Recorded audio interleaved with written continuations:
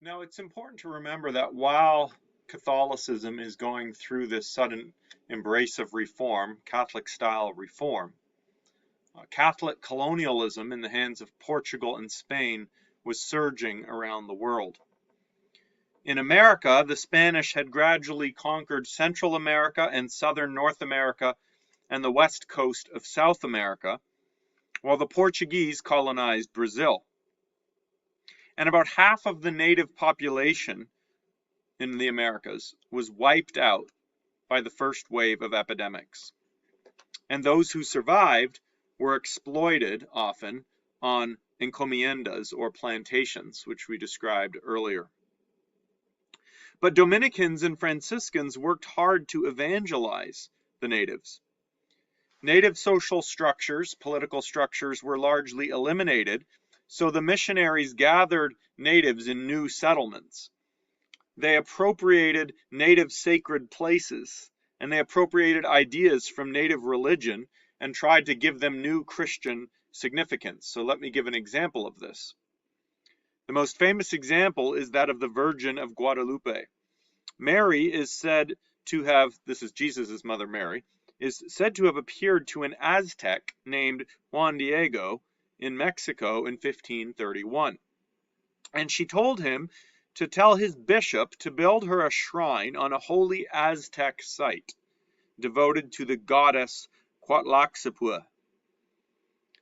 Now, the Spanish bishop did not at first believe this Aztec man, but then Mary's image appeared in the cloak that he was wearing. This cloak and its image became an object of veneration at the shrine of Guadalupe Hidalgo, today in Mexico City, and the Lady of Guadalupe became a centerpiece of Mexican piety and a national symbol. So it's important because it shows the Spanish Catholic missionary strategy of not just completely rejecting paganism in the Americas, but trying to appropriate it and channel it into a Catholic Christian direction. But this is happening in the context of colonialism and all its destruction. And so when natives resisted colonialism, they were crushed ruthlessly. When the Spanish discovered vestiges of pagan religion that had not been Christianized, they tried to stamp them out, often using the Spanish Inquisition. For example, some Mayas were discovered practicing pre-Christian rites, including child sacrifice. And a Franciscan set up a local inquisition, unleashing torture and death on the local population. A bishop put a stop to this extreme approach, but not before many of the Maya people suffered. Experiences like this, though, led the Spanish to distrust natives for their paganism in the same way that they distrusted Jewish descendants of Jews and Muslims in Spain. And so they barred them from becoming priests. And for a while, they even barred the natives from entering religious orders. And they debated whether or not Indians should be allowed to take the Mass. It's really a tragic story of the Christianization of the native peoples of Latin America and South America. And although it's true that most of that population is Catholic today, the story of how that happened is very tragic and harsh. Now, in Brazil, which was Portuguese, the Jesuits arrived during the 1550s. The Spanish Inquisition opposed them, so that it didn't come to the Spanish colonies until later. They actually tried to protect natives from the Brazilian slave traders and from other colonists by gathering them on estates called reductions. But many natives resisted this, and so the Jesuits supported efforts by the Portuguese military to force them. And the Jesuits, again, supposedly for the good of these natives, to protect these natives, in fact, actually ran the native communities in an authoritarian manner. But again, the trend with both the Portuguese and the Spanish is to dismantle native social and political structures, which have already been devastated by disease, and then resettle them in these Catholic communities under colonial control. But again, despite all manner of injustice, Catholic missionaries were extremely effective. By 1550, about 10 million Native Americans had been baptized as Catholic Christians. Natives or mixed race people were playing roles as teachers and catechizers, and Catholicism did become an essential and unifying force in Native American culture, wherever the Spanish and Portuguese went. Now, there was a lot of debate about the way natives were being treated. Theologians and canon lawyers drew on Aristotle's philosophy, arguing that the Indians were naturally fit for slavery and suitable for conquest. So Aristotle believed that certain people are naturally inferior in terms of their ability of reason and virtue, and so they are fit to be slaves rather than free people. And what these theologians and canon lawyers began to do now is apply that on racial grounds to Indians. So here you see the concrete emergence of racism as a means of justifying Spanish colonialism. But there was always pushback. There were those who disagreed. A Dominican named Francisco de Vitoria argued that the Indians had all the necessary characteristics of civilization, including the use of reason, and therefore should not be conquered or deprived of land or labor without just cause. At the same time, Vitoria agreed that they were uncivilized in some respects, such as their practice of child sacrifice. And so, like children, they needed Spain to civilize them. They needed to be under a form of tutelage. Vitoria rejected the Pope's claim to temporal ownership of America, and he rejected the idea of crusades of conquest. But on the other hand, he did think the Spanish had the right to conquer the natives if they committed wrongs that justified war, such as child sacrifice or rejecting the gospel. So with Vitoria, you see sort of qualified concerns, rejection of the most extreme ideologies emerging, but nevertheless a basic defense of colonialism. The leading critic of Spanish policy was this man, Bartolomé de las Casas. Now, unlike Vitoria, Las Casas had been in America. One of the first colonists to arrive there, he had actually been given an encomienda and managed it for a while. His ideal had been to convert Indians to Christianity by winsome treatment and persuasion, and he was horrified by what was actually happening on the ground. After 20 years, in 1515, he gave up his encomienda and became a Dominican, and he dedicated the rest of his life to defending the Indians. For 50 years, he studied theology and law, and he developed a rich doctrine of natural rights, picking up on medieval ideas of natural human rights and using them to defend the rights of Indians.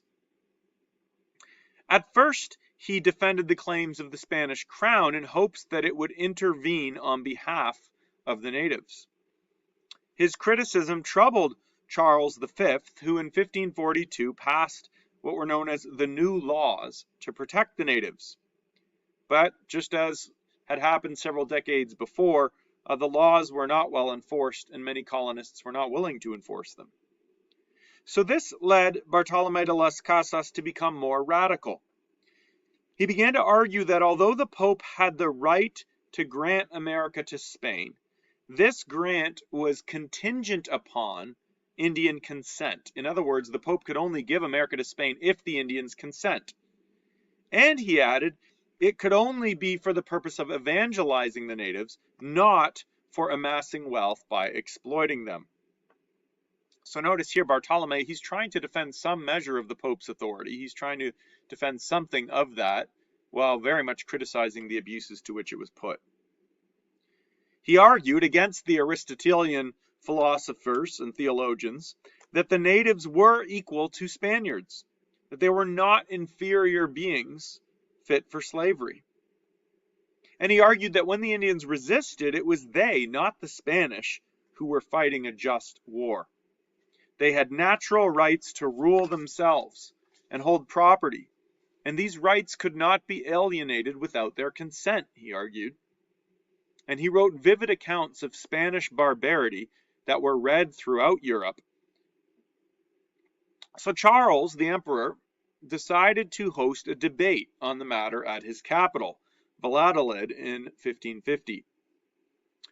Arguing against Bartolomé de las Casas was Juan Gines de Sepulveda, who argued, notoriously, that the Indians were, quote, as inferior to the Spaniards as children are to adults, women are to men, the savage and ferocious to the gentle, the grossly intemperate to the continent and the temperate, and finally, I shall say, are almost as monkeys are to men. And here you see the explicit racism emerging to justify the extremes of Spanish colonization. Sepulveda argued that Spain had to conquer the Indians for their own good. Now, it's important to note that his views were rejected by most theologians at Spanish universities, and in fact, he was even prevented from publishing his ideas. So in that sense, the Spanish church should not be too closely associated with Sepulveda's ideas. On the other hand, Sepulveda's ideas were influential among lay people and probably represented the typical views of most lay people involved in colonization, and in that sense should be closely associated with sort of lay Spanish Catholicism. Now, Bartolomé de las Casas responded vigorously to this as one who loved the Indians and who had seen their brutal treatment firsthand. He argued that even the worst barbarians had the right to love and to Christian treatment. And he concluded his argument in this debate at Valladolid with a plea. They are our brothers, and Christ gave his life for them. Now, this debate got a lot of attention in Spain. It's significant in history because of the role it played in the emergence of ideas of rights and debates over the morality of colonialism and the emerging racism. But it had zero impact on the ground in Spanish America.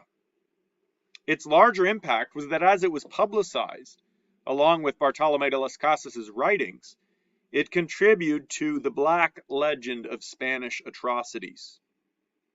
And, as I mentioned, it contributed to the emergence of a theology of natural rights. By the end of his life, Las Casas became increasingly radical in his denunciations of the Spanish policies, to the point that he argued that Spanish rule in America was illegitimate. And he argued that it could only be remedied by the complete restoration of all rights, lands, and treasures that had been taken from the Indians.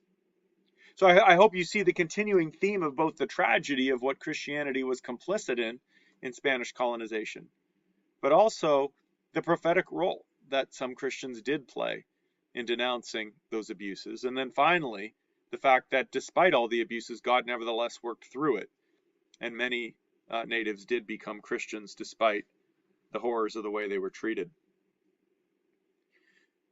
Now, there are similar developments in Asia and Africa. First of all, Asian Christianity. Unlike in America, in Asia and Africa, Europeans didn't take very much land.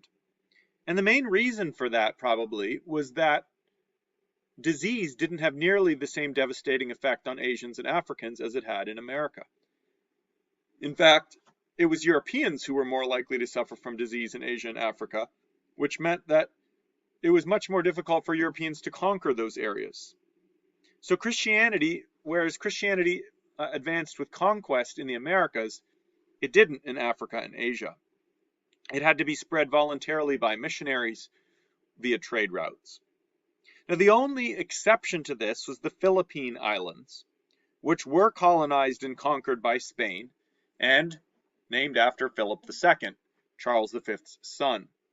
And there, the vast majority of the natives were converted to Catholicism, and the Philippines remains mostly Catholic to this day. Other areas in Asia were different, however. In India, missionaries struggled for various reasons.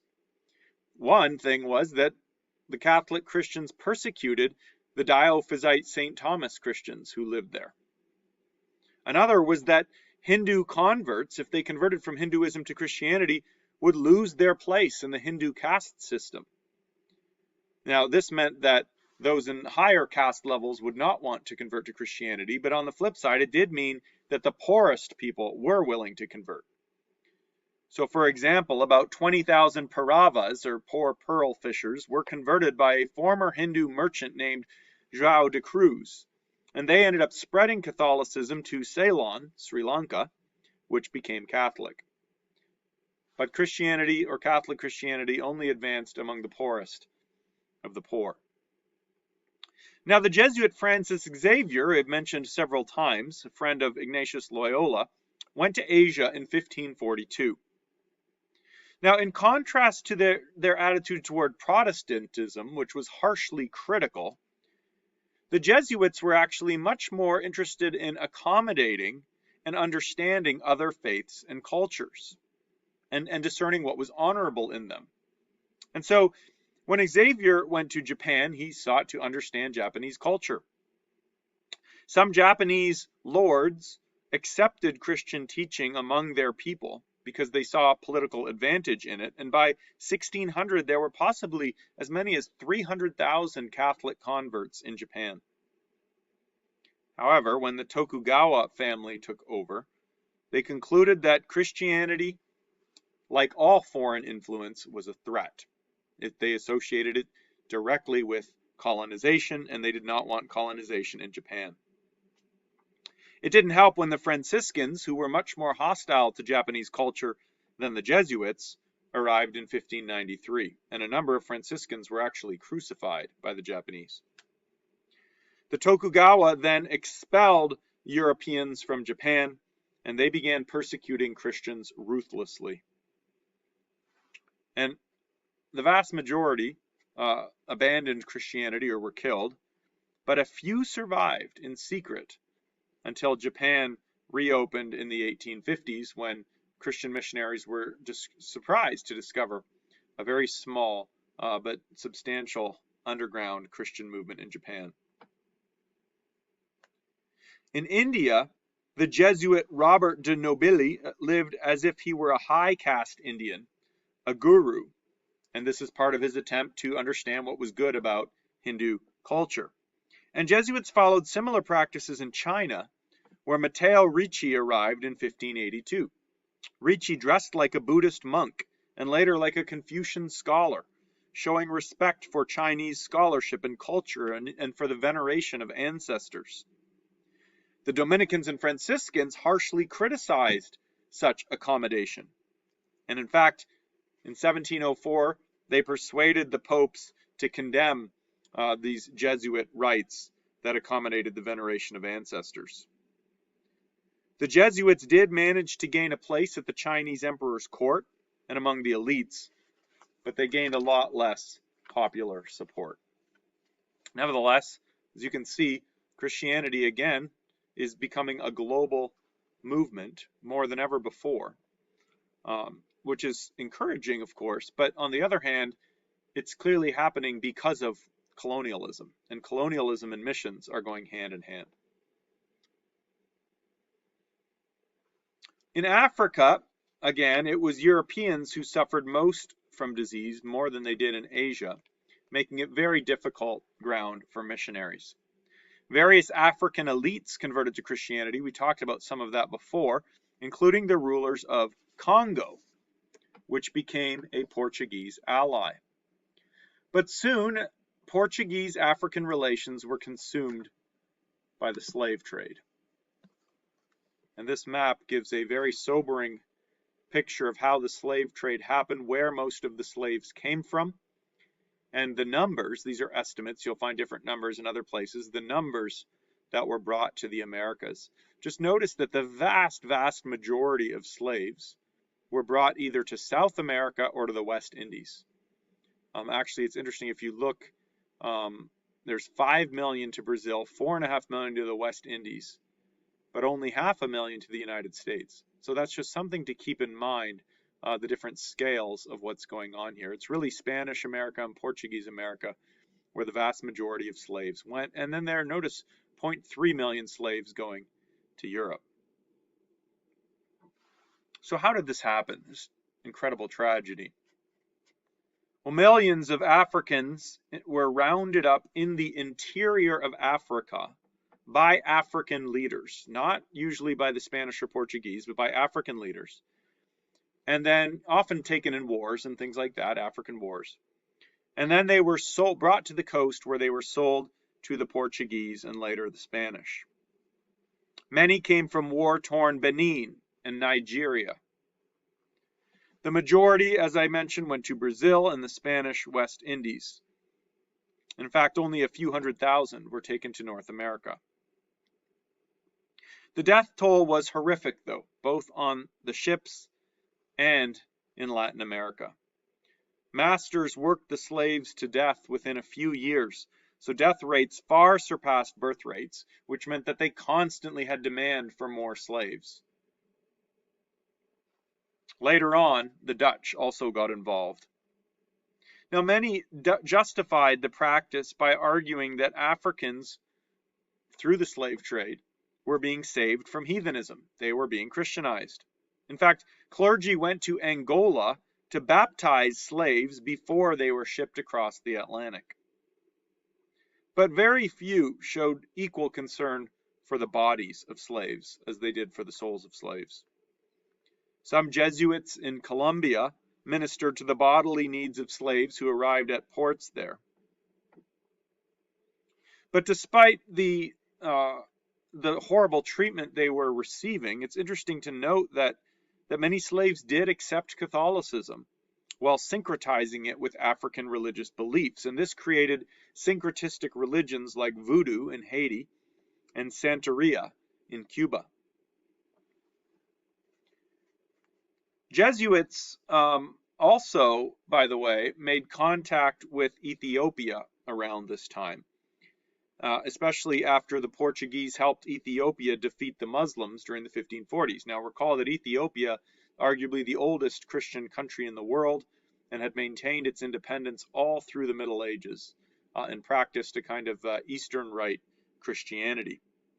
So the Jesuits now made contact with Ethiopia, but they were unwilling to tolerate Ethiopian Orthodox deviations from Catholicism.